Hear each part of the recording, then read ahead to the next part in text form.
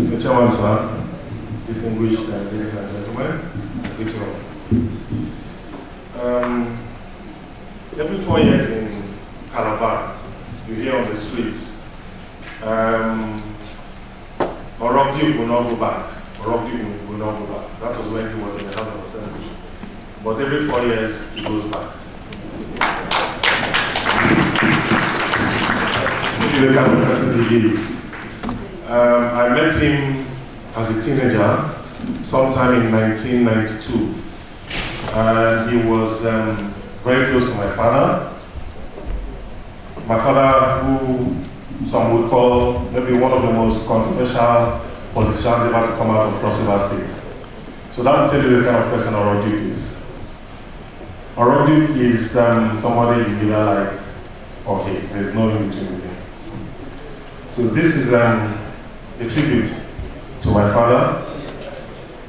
It goes like this.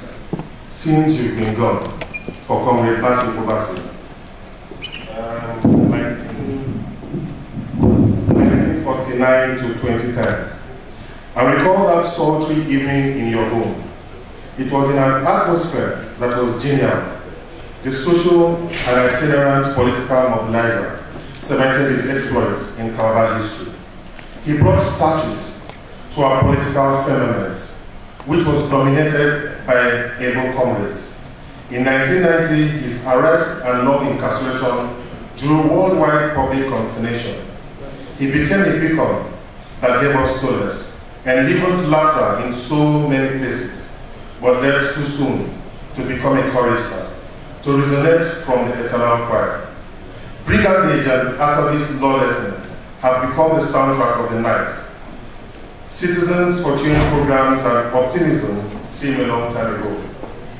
Your home is no more the cockpit or the socio-political and cultural spring. Charlatans brought chicanery into town, and our comrades no more come around.